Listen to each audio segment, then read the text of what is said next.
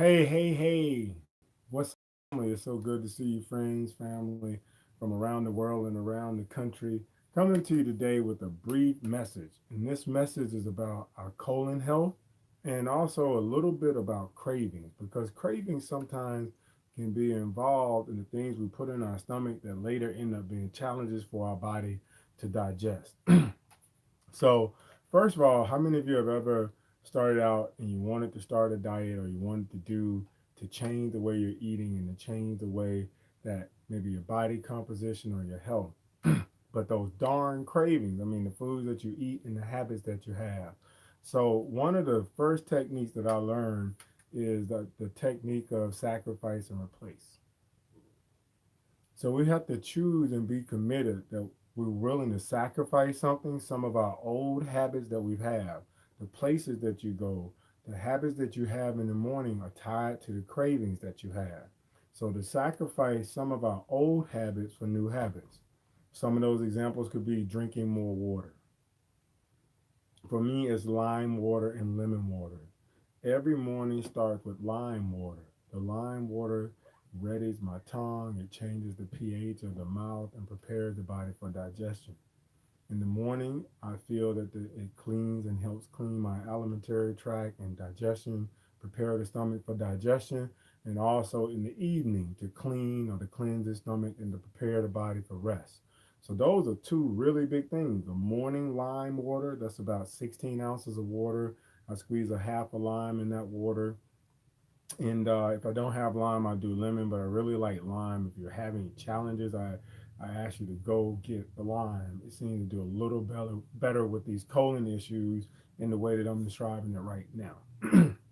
So to start every morning off that way, what it does is it takes up time too. So to drink 16 ounces, then that goes to 48 ounces a day, and then some days a little more. To drink that, it takes time.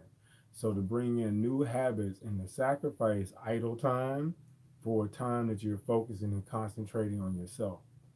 Uh, Another technique that we learn from wrestling that I learned is to turn and face. So then the turn and face means to look at what challenges you do have, what things you eat every day, what things you don't eat every day, when you stress every day, when the cravings come in, what friends encourage you to eat healthy, what friends encourage you to eat outside, what your goals are. Turn and face. You have to turn and face and take a look at what's going on. And so after you turn in place and you sacrifice and replace, it's a lot easier now to start along the way. Now let's talk about how that impacts your colon. The cover picture today was of some guy's abdomen or midsection. That was my midsection. If you don't know it, at one time I was about 350 pounds or more. Today, about 190 pounds. I stand 193, somewhere in that area.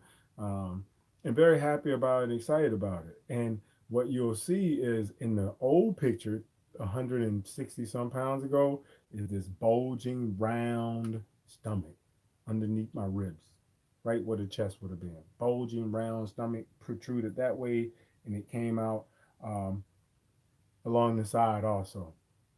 What we know about just the shape of a thing describes the function of a thing. What we know when your belly is round like that, that a colon that should rise up one side and fall down the other side, and it sits about right here, is not in its normal place. So, like the drain, so kind of like the drain in your sink, your colon rises, it kind of comes up the right side, floats along here with a slight angle, and then drops out. So once it's protruded, then that angle, that natural plumbing diagonal line that allows it to work its way out, is no longer there. So we need to eat foods that keep food moving along our alimentary tract.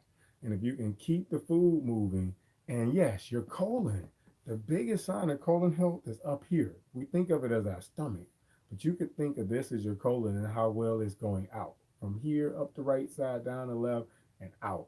So your colon sits maybe higher than many of us think.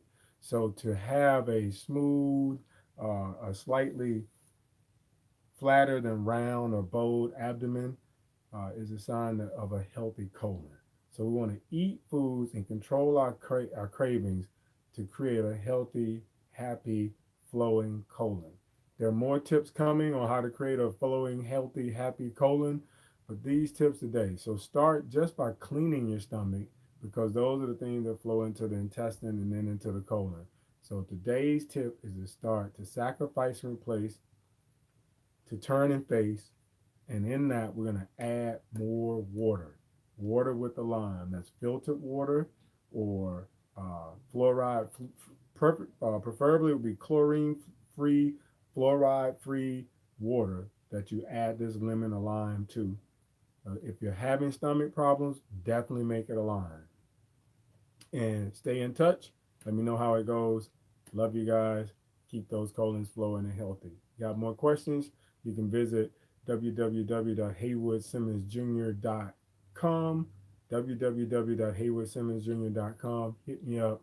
There's a lot more to this stuff, but it's still pretty simple.